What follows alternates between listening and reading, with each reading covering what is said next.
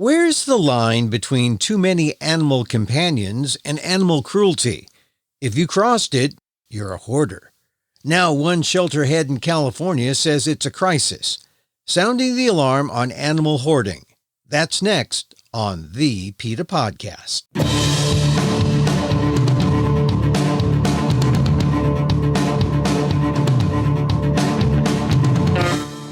Welcome to the PETA Podcast. I'm Emil Guillermo, your host for this inside look at animal rights, brought to you by PETA, the largest animal rights organization in the world. On today's episode, animal hoarding. Not enough is being done to address it, and Henry Brzezinski, head of Dorado County Animal Services in Northern California, is calling it a crisis. Brzezinski says animal hoarding is an illness where showing animals a sign of love turns into an addictive collecting, and that love turns into abuse. There are more hoarders out there than we realize because part of the deal is not being found out with more animals than you can handle. That's animals both live and deceased, and all their accompanying assaults to the senses. That's why Brzezinski tells the public, keep your eyes and ears and noses ready to detect a hoarder environment. The hoarding trend is up, he says, and with the majority of animal shelters full, Brzezinski says even shelter folks have to watch out for hoarders who act as fake rescue agencies showing up to add to their collections. I talked to Brzezinski about all this and more. We began our conversation with how he made his 35-year career that has taken him from South Carolina to California, all in the name of fighting for animal justice. My conversation with Henry Brzezinski on the PETA Podcast. I think the first thing was when, I started doing cruelty investigations. When I drive down the highway in South Carolina, it was $200 or 30 days for littering. Again, this is, going back to 1983. But animal cruelty was only $100 or 30 days. Just the egregiousness that I saw, the abuse of animals. We didn't even have a dog-fighting law on the books. We did have a cockfighting law because South Carolina is notorious for having cockfights and the rearing of game birds. So that was another project that I took on that was very successful in 1986 to get actually a felony animal fighting and baiting act law passed. But Henry, there had to be something not just about the law, but about the animals that you saw. I seized animals from people and I signed arrest warrants, against these individuals, but it seemed like it was a slap in the wrist. I will say this, that we were fortunate, of getting maximum jail time back then, and I know things have changed with the new mindset about, incarceration. Over time, I've seen people, go to jail for general neglect, not just egregious, violent animal crimes. I've seen a shift, though, I think, over time to where now if there is neglect, people are being put on short probation. And, California is kind of an example. Some of the laws changing and being downgraded, for lack of a better word, or the potential penalties. Yeah, it's just, a multitude of cases that I was exposed to early in my career that really kind of drove home the need for improved laws. I worked on 20 laws or 22 actually, my career in Carolina, and feel pretty proud about that. Yeah, but what was it about the animals themselves that struck you? Because once again, it's one thing to be upset about the law and not having equal justice, right. But what was it about the animal sense that got to you just as a human being, as a sentient being? Right. Well, I've always had animals since I was a little kid, and, they're living, breathing creatures. They feel pain. They suffer. It just boggles my mind, as long as I've been doing this, that, certain people shouldn't have animals, period. To see any animal suffer, really got to me, and that was the way I could make a change in Carolina, and ultimately out here in California too. I used to go to the Capitol a good bit on animal laws. Yeah, but it seems to be that it was your prime motivator because as you've pointed out, you were kind of like a one-man lobbying group in South Carolina for all those years you were there to try to change the laws, and then moved out to California, and you're continuing to do the same sort of thing. So there's got to be something there about your love for animals. Yeah, no, I truly believe all animals should be treated humanely. A case in point, I guess, I remember a case out of, I believe it was down in San Diego a couple of years back, and all animals are covered in California law.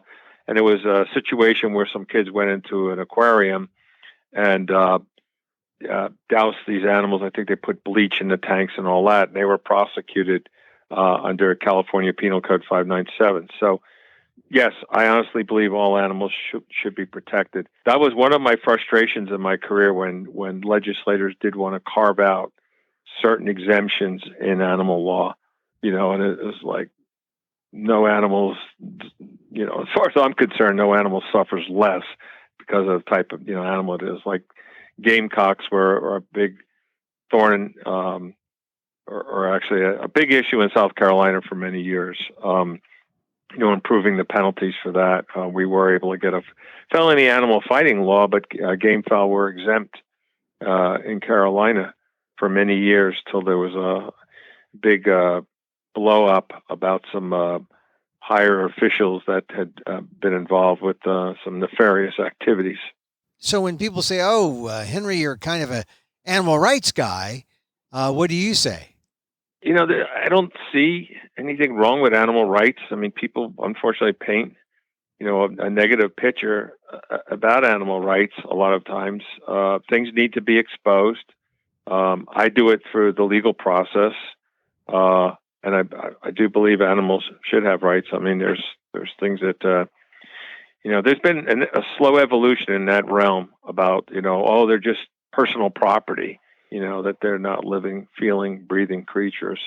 Again, I work for a county governmental agency, but we look out for every animal possible. Whatever comes our way. We've had some cases even with hoarders, with like reptiles and stuff like that. That they just they got to have one of everything, which is mind-boggling. Yeah, well, Henry, we do want to talk about hoarding and focus in on that. And it's really something that makes no sense. People who say they like animals, but they take in so many of them that it becomes cruelty. In your career, tell me about some of those cases you've dealt with. Well, one thing that I've said to people in my career, and I saw a publication a long time ago, there was a case in upstate New York,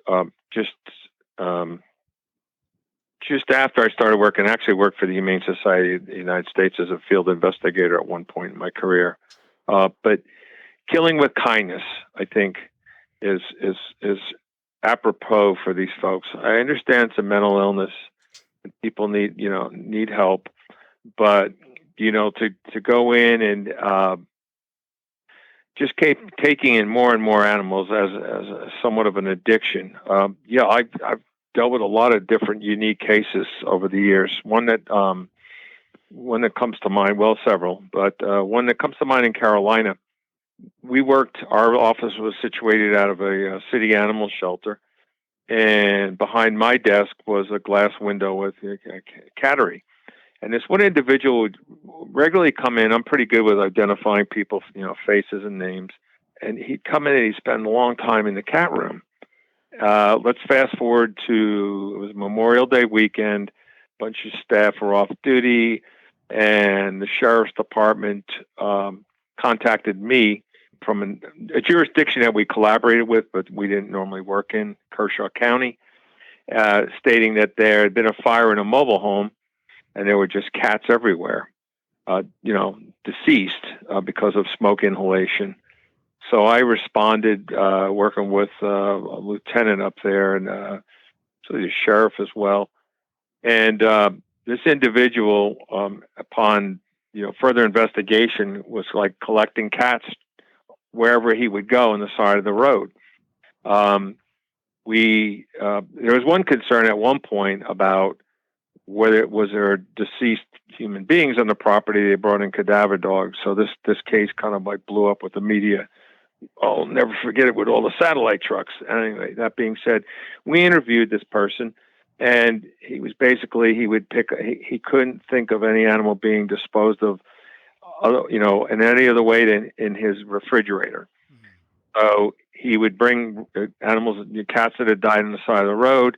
He proceeded to tell us he was the cat man, and he wore a, what do you call it, like coveralls with the name on there when he would go to work, and that he would douse himself with the vinegar to cover up the cat smell. But that one really sunk into my mind, one of the bigger cases, because there was cats in the dropped ceiling that, it was just, he had like a hole cut out, and there were just cats coming to go, and it was just, you could smell, sadly, the death around the property because cats have been buried all over his property over time. That sounds like one of the more extreme cases, I'd say. Yeah, it was. There was some other very bizarre sexually related material on that crime scene, and definitely a person that clearly should have a no possess. And that's what I like about California. We do have the 5-year misdemeanor no possess and 10-year felony no possess. I wish it was longer. I wish it was a lifetime ban. I understand people, do their time to society and they should be free and clear. But we've used that here in our county several times when we get our orders of probation. Without getting the specifics, we have a repeat offender who was prosecuted by us that was clearly a hoarder, and is still trying to dabble in the world of collecting animals. Would you say, Henry, that how many states would have this kind of ban on ownership? Is California one of the few, or is it common? I know at one point there was an attempt, I believe, up in Oregon to make it a lifetime ban, and that did not happen. I do think legislatively we need, like almost like in here, California, we have the Megan's Law, where people are sex offenders are registered. We need animal, crimes felons in a database. There was an attempt. There was an attempt in the past to do that, as well as like a dangerous dog registry. But the one thing that's interesting though is if you have a 5-year no possess or a 10-year no possess, once you're off probation, we can't do searchable. In other words, you're open to search and seize. But we can, if we catch you out in public, we can charge you with that. It's a crime. And we had somebody years ago. This person wasn't a hoarder. This person was importing dogs from Korea and pawning them off as little micro dogs when they were just 3-4 weeks of age. And that was a case that we executed a search on. And we caught them later on in possession of animals, and they were brought back to stand before our superior court judge and ultimately sentenced to additional jail time. So, leaving into the hoarding, my concern currently is that shelters are so full, across the country. People are walking away from animals, and that my hope is that shelters don't get get bamboozled into thinking, oh yeah, this person's great, they're going to take a bunch of cats or dogs off our hands. Point being, a recent case we had here where we had a German Shepherd rescue person, and I don't like that word. I call it animal, welfare group. They train because we rescue animals too, but we worked hard to ultimately get a search warrant on that person's house with 12 adult dogs living in a small bedroom. And I never say it's the worst house I've been to, but it's pretty disgusting. And this person, again, was hoarding, collecting these German Shepherds, and wouldn't let them go, to homes. There are people that pose as rescue groups under the guise of continuing their collection of animals. How common is that? I think it's more common than we know of, and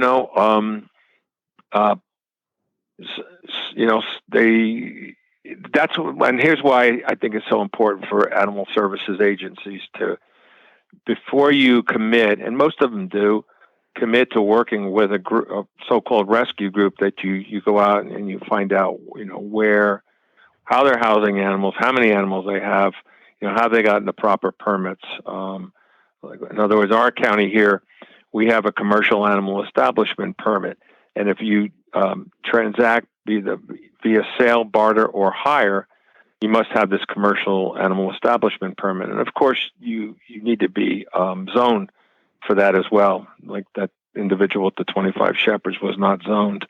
But that's a way for us to keep a handle on these so-called, rescuers / hoarders. Yeah. That term hoarding, we still don't have a good handy definition. How would you define hoarding? Because it seems like, we've talked about some extremes, but there seems to be a spectrum, if you will. So how would you define hoarding? First and foremost, on the base level, I think it's what you can comfortably care for. And that's when you get past that threshold of hoarding where, maybe you live in an area and you have a large backyard and you can devote your time to, say, 6, 8 dogs. But the hoarding gets to the point where, you're spending your whole day cleaning up after the animals, and you let them continually reproduce. You're not practicing, good spay neuter procedures, policy, and you're in over your head, and the environment just goes, downhill. I attended a training one time, and a lot of folks were talking about not prosecuting hoarders, and I disagreed. I was like, they need to be in the criminal justice system, because a lot of times what they do is they just up and move and go to another jurisdiction. I didn't even touch on one case that we had that was just the most egregious case from a standpoint even of psychological well-being, which is not a component of animal law, except on a federal level for primates. But we had a house here in El Dorado County with 300 dogs in one house, and about 30 equines. And, just crates stacked on top of each other. And it was the sound, the stress level, psychological impact on these dogs all barking in that house. What a life to live in a crate and to be put outside, on a deck to go to the bathroom and then put back in a crate. And these folks claimed all kinds of, they were doing research for animal food, and just unbelievable. They had been a chronic issue here in our county. Tell me, what's it like to walk into a home like that? Because I imagine you did have to do that. What's it like to walk into an animal hoarder's home? It is overwhelming for sure, for staff. The animals are frightened just because of the life they've lived, if you can call it a life. And very difficult to remove the animals. You want to remove them humanely. You don't want the animal owners around, because they're going to make things worse for the animals. But these actually individuals, after they were charged, basically we had to do a search warrant and sit on the property and keep the search warrant active for several days, night and day, to continue to remove animals, because there were still cats as well, kittens all over the property, besides the dogs in the house. And when ultimately we got another search warrant down the road, and for them to be arrested. And when we went to the house, they had more animals, so they were back at it again. How many square feet is the home? That house was probably, just ballpark, I think it was probably about a 4,500 square foot house. But they had animals just smeared feces rooms in the back. They had they were really. Boston Terriers were their thing, but they had other breeds as well. And it was just, that one will never leave my mind on what we saw. And the thing where, you talk about kind of this issue being a mental illness. I mean, when you talk to people, they don't get it. They don't comprehend, what they're doing to the animals. It's mind boggling. Well, tell me, Henry, how does this happen? How does someone go from one or two animals to how many were in the dog situation with the Boston Terriers? Several hundred? Yeah, there were a total of almost 300 dogs in the house. Yeah, if you can imagine that. How does that happen? You go from one to two animals to 300. Just having litters of puppies and just you can't let them go. I've heard people say that sometimes. We're trying to work with some people right now to get their animals spayed and neutered. It's kind of a story that started out kind of in a neglect, but they were out of town. But without getting into all the intricate details, they could be. I mean, they could be potential hoarders. I mean, they're like at the point it's not prosecutable, but where we have a litter. Oh, we just can't give up these puppies. They're so cute. Oh, we were just going to keep one, but now let's keep six. And then, we didn't get around to spaying and neutering. And, that's not so bad. I want one of these. I want another litter because these puppies look like that. So it's either that or it's people that even, go around and pick up animals off the street and set up their own little, group without even interacting with the public. I've had another interesting case that, these folks were calling themselves a rescue group and they were, like a sanctuary.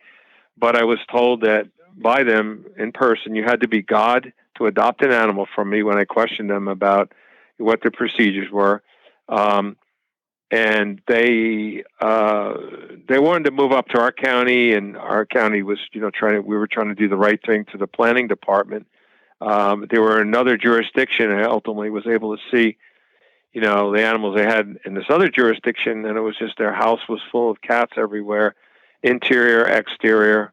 I think looking back, again, it was just overwhelming for them. They had their carpet all ripped up, all kinds of things. I think what ultimately came out of that was we did better for the animals because they did move to our county, and we put a variety of restrictions on them, a limit of animals, and they basically had this giant animal sanctuary. But the thing that got me was we're going to help your county out with a cat problem, and I never really saw anything besides them just being a legal place for them to house a bunch of cats. But they moved them from the cages they had them in one county to an open giant. Well done, I will say.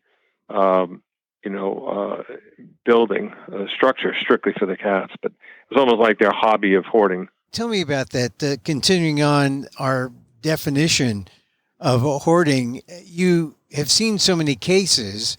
At this point, is there a hoarder profile that you can spot immediately?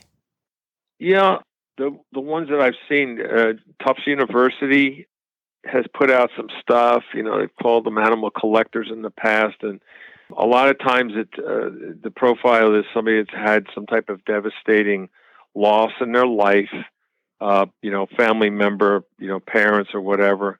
In general, they do say it's females, middle-aged.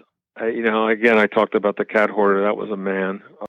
And I'm not saying that it's not a bad thing, but he may, like, again, we were talking about it before, they started maybe with good intent and got in over their head. But it's a lifestyle in a way, though, too, because of the way that they, live with not only with the animals, but their environment. It's just clutter and hoarding other things. It's really difficult, too, to search houses like that because, first of all, you're trying to find every animal and not leave any animal there. And then you're also, looking for evidence of any kind of veterinary bills or other long-term type things. So it's very chaotic on scene. Yeah, but there's no way to really prevent this until you're already knee-deep in this problem, right? I mean, you don't get called out until there are 300 dogs and cats and not when there are like 5 or 6.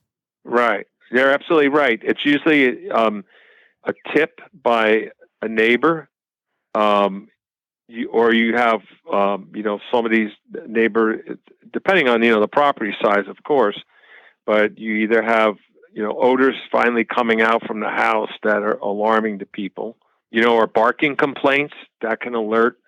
And that's why when I train my officers, I'm like, your search or your basis, your probable cause to get a search warrant is your sight, the sound, your smell. You go to a house and you're smelling, feces emanating from a house, and you see flies on the windowsill, and you hear lots of dogs barking. You're probably going into a hoarding environment, and it's time to get a search warrant. And every animal service agency, goes by the book, and they're very cautious. The downside is sometimes the public is like, why you go in there right away? It's like, well, people have rights, and we have to get the evidence that we need, to obtain a search warrant and execute it. I mean, what do people tell you when you ask them? You're living in 6 inches of feces, and animals are starving and dying around them, and they claim to be animal lovers. What do they say? They make astonishing comments. I'll say that. Now you bring another case that happened within the city jurisdiction here, where this house was basically had been red tagged, not habitable living structure, and the electric box. So it's safety for community as well. The electric breaker box on the wall, the surrounding wall had very much rotted out, and the box was hanging. This particular individual, a hoarder as well, was not even living in the house. She was living in her car. There was some issues family-wise as well, and for her to get even the title transfer of the house. Neighbors started reporting smells because it was hot summer. My officer went over there and could smell, feces and urine emanating from the house. So we got the search warrant. We go in there, and the house is just, feces everywhere, dogs. I think there was like 12 dogs and 4 cats. So it was low-level hoarding, but the house was smeared. I mean, we put Tyvek on. So I went and I interviewed the person that was housing these animals in the house, and she straight up stated to me, what kind of person I am, and I'm going to do it again. That was pretty telling. On that case, we brought mental health with us because we were concerned for the person's well-being, even though, she was being investigated. And that one was a sad one too, that sticks in my mind, because she had, and I'll put in quotes, rescued a dog. And originally we thought that she had, this one particular dog, maybe had harmed it. The dog had broken legs on the front. The dog was walking around in feces with, 2 broken legs, just, squishing around in the house. And we found out that she had taken this dog from somebody that was unhoused down in the Sacramento area and brought the dog up here. Clearly, in this situation, either the dog needed major orthopedic surgery or possibly euthanasia. And it was just appalling to see this poor dog living there. Now, she didn't create the breaks or anything. The animal crime had occurred prior to the animal neglect, but she clearly was neglecting this animal. That was really heartbreaking to see that one. Yeah. And Henry, how common is it that you'll have people claiming that they're part of a rescue group and they're really hoarding situations? I would probably say on average up here, about every other month or so, we catch one. Some of them are more like clandestine. They want to be found. That's why we're, like I said, when we enter into these contracts with these different groups to work with our shelter, we rescue animals too. If they're from another jurisdiction, we will contact, and I strongly advise us, we'll contact the Animal Services Agency for that county or city and reach out and say, hey, these people want to pull some animals from our shelter. What do you know about them? And sometimes they're like, wow, we never heard about them. Well, can you look into them? Of course, we require the group that we work with to have a 501c3. They're out there and they're all over the place. And are they breaking any laws by claiming that they're a rescue group? They could be if they're collecting donations and things like that.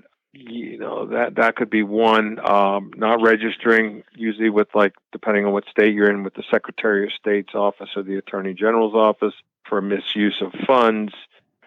A lot of jurisdictions have, limits on how many animals you can have on a property, and that's why I like that we have, our commercial animal establishment and non-commercial animal establishment permit. That's how we can keep a lid on people and check on them regularly if they go through the process legally. They could be violating clearly zoning ordinances based on either unable to properly sanitize or disinfect or control the runoff from say they have animals in kennels. Clearly uninhabitable living structures when the feces and everything is just overwhelming the house.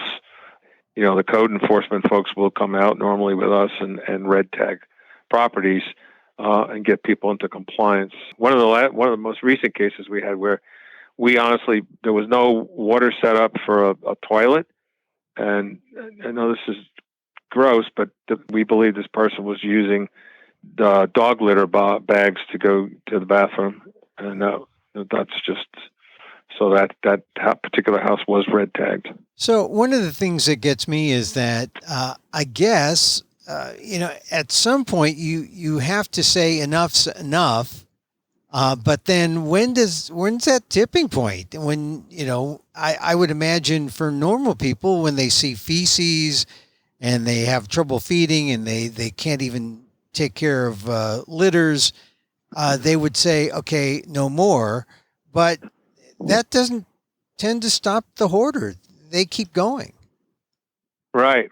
And, I go back to if you don't get reports, when I've done some talks in the past, I've always told people too, it's like, don't wait until it's too late. Let the agency know and let's look into it and find out what's occurring on that property. Are you talking about people self-reporting, or are you talking about neighbors watching out? No, neighbors reporting. Yeah, hoarders are not normally going to tip off the agencies to, that there's something going on. Yeah, that's where you have the fine line of, is it animal cruelty or is it just too many animals? If you don't have a jurisdiction that has a limit on animals, it can be a dilemma, because if they're keeping it clean, maybe it's psychologically not good to pack up 50 dogs in your house. If you're not violating zoning laws and you're not violating any animal cruelty laws, and agencies sometimes cannot do things.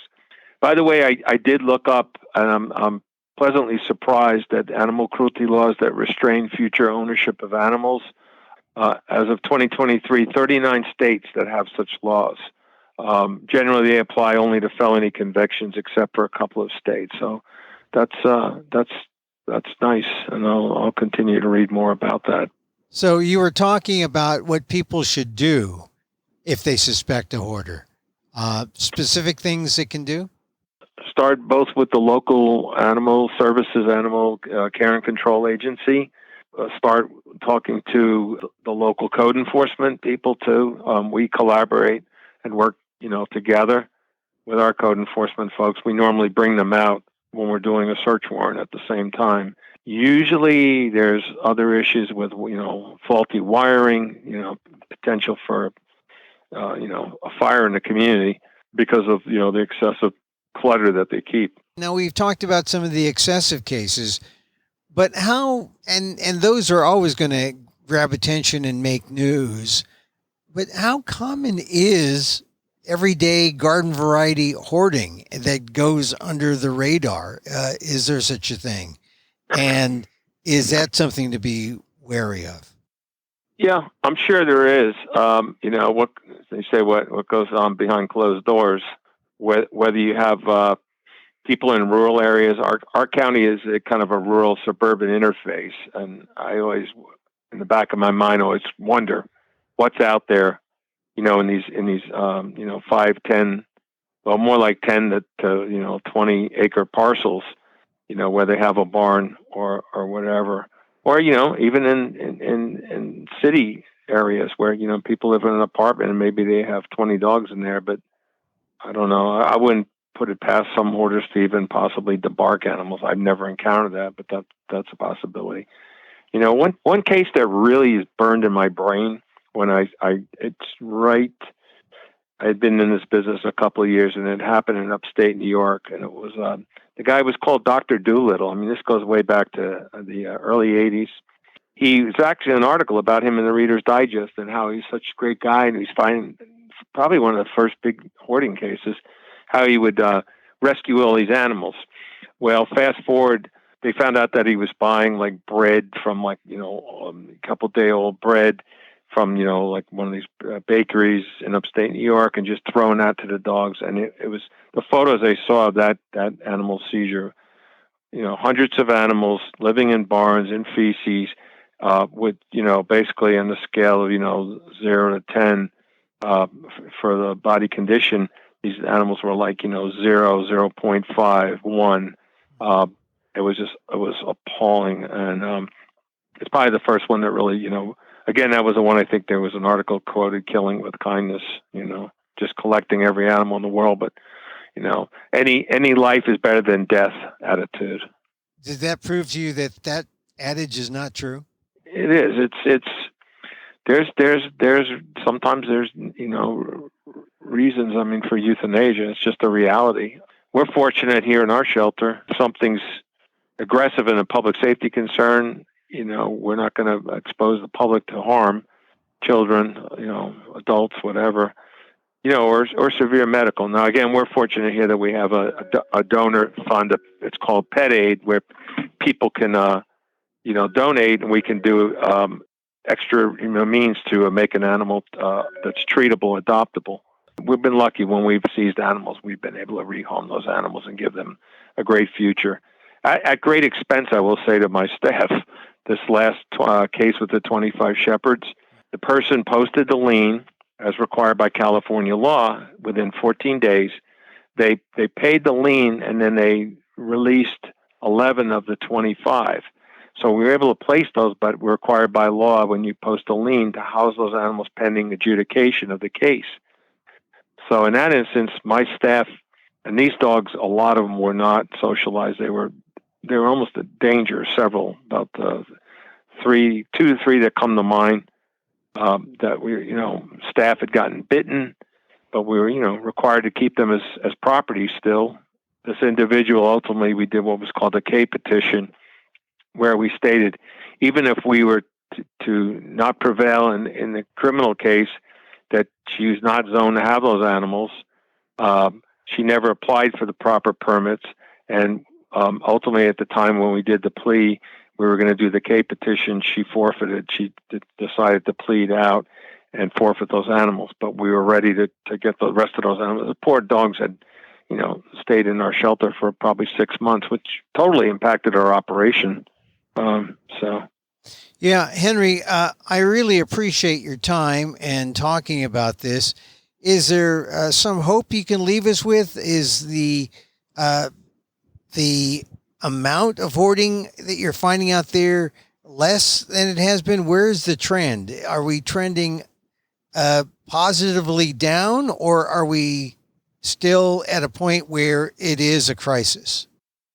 It is a crisis, and I don't think we're trending down. Clearly in society, we have a lot of mental health, concerns and issues, with people, and that some of those people end up becoming hoarders. So I think there's more hoarders out there than we know about, and they're good about keeping under the radar. And that's why I guess my thoughts would be, make sure as an animal service agency or a humane society that runs, animal sheltering for your communities, keep an eye on people who come into your shelter. Not that we open our doors to all, but just be cautious. If somebody keeps coming back to the shelter and they want this cat, they want that cat, and then you talk to your neighboring jurisdictions and find out, oh yeah, they get cats from us too. There's probably a concern going on there, and we'll do welfare checks on people on occasion if we have some concerns. We want to respect people's rights, but I think hoarding has not decreased. I think there's a lot more out there than we know. Henry Brzezinski, Dorado County Animal Services Chief in California. Thank you for being on the PETA Podcast. You're quite welcome. Thank you, Emil.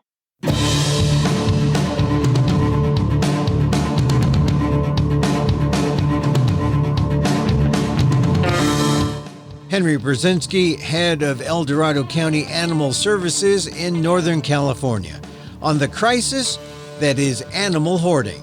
See more at PETA.org.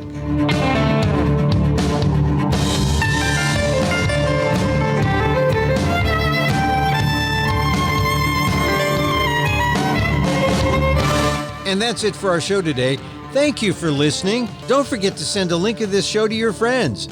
Tell them you like the PETA Podcast. Contact us at PETA.org. You can find me on Twitter at Emil Amok, that's EMILAMOK, or see my vlog at AMOK.com, or see my work at ALDEF, the Asian American Legal Defense and Education Fund.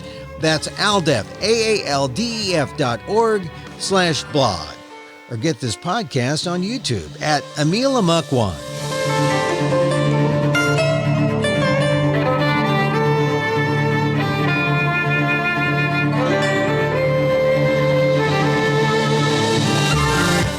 Once again, thank you for listening. Check out all our episodes on your favorite podcast app or on Apple Podcasts, where you can subscribe to as well as rate and review the show.